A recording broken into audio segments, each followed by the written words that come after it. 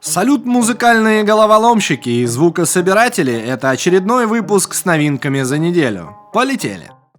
Lego может выпустить конструктор в виде синтезатора Moog Mini Moog. Компания рассматривает предложения пользователей о тематике следующих наборов. Для реализации идеи проект должен собрать 10 тысяч голосов пользователей. Таким образом, в продаже появился Lego Royale, а также электрогитара Lego Fender Stratocaster. Набор Moog Mini Moog аналог Synthesizer представляет собой копию синтезатора Moog Mini Moog модель D 1971 года, созданную с особым вниманием к деталям. Помню, как-то обзор был у барабанщика группы The Police, и, в общем, приходит к нему чувак и такой берет Stratocaster 1969 года, и он говорит: откуда? Он говорит: ты знаешь, я просто в 1969 зашел в магазин и купил этот Stratocaster. Вот это я просто там ржал, наверное, неделю. Вот это угарный был прикол. Синтезатор, собранный из популярного конструктора, предлагает вращающиеся регуляторы и колесо модуляции, нажимаемые клавиши клавиатуры и точную копию контрольной панели инструмента. Заднюю панель инструмента предполагается сделать съемной, а за ней разместить точную копию основной платы синтезатора и других компонентов.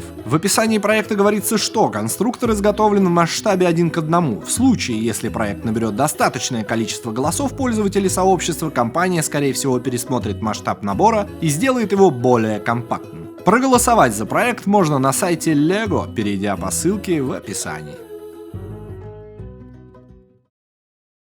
Компания Heritage Audio представляет Audio Synth EQ. Новинка является собственным взглядом Heritage Audio на классический эквалайзер Beck's Handle, обещая обеспечить естественное музыкальное звучание в комбинации с эффективно низким фазовым отклонением. Графический интерфейс плагина обладает идентичным внешним видом передней панели аппаратного эквалайзера Synth с выделенным набором элементов управления для каждого из двух каналов, разделенных секций функциональных переключателей.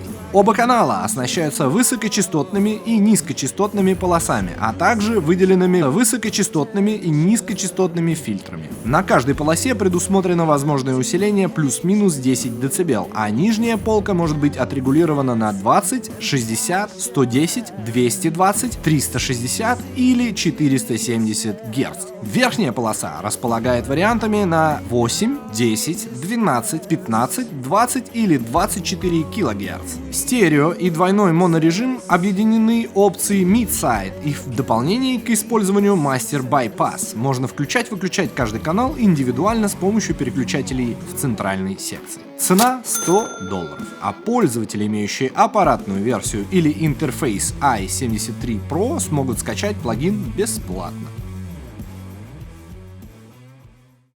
Компания Roland представляет флагманский инструмент новой серии Juno D8. Синтезатор может похвастать клавиатурой в стиле фортепиано Ivory Feel с 88 взвешенными клавишами. Как и вся линейка D8, имеет 128 полифонических голосов, а также обладает звуковым движком Zen Core, который имеет 3800 предустановок с более чем 95 наборами ударных. Количество звуков можно добавить с помощью расширений Roland EXZ. Устройство предлагает ячейки памяти на 128 сцен и 128 пользовательских сцен. Имеется 93 типа эффектов, таких как мастер эквалайзер, хорус, реверберация и компрессия. Также девайс оснащается эффектами для микрофона, 13-полосным вокодером, шумоподавителем, компрессором и пошаговым секвенсором до 64 шагов с 8 дорожками. Среди дополнительного функционала — лейеринг и суперлейеринг, запись в реальном времени, пошаговая запись, ритм-паттерн, арпеджиатор, функция памяти аккордов, поддержка форматов WAV и AIF, цветной ЖК-дисплей, встроенный звуковой USB-интерфейс и многое другое. Подробнее на сайте Roland, ссылка в описании. Цена на этот синтезатор в районе $1300. На канале Music Recording School вышло интервью с Юрием Потиенко, композитором, аранжировщиком, хоровым дирижером, автором музыки, на счету которого более 100 фильмов. Мать честная. Интервью условно приурочено к выходу семинара на Мосфильме от Андрея Левина «Запись симфонического оркестра в кино». Андрей и Юрий поговорили о том, как начинался путь в профессию, чем отличается композитор академической музыки от композитора в кино, о технологиях в кино, вдохновлении, работе с картинкой и работе под клик, роли звукорежиссера в процессе перезаписи, как молодому композитору сегодня попасть в индустрию и еще много чего интересного. Ссылка на ролик в описании.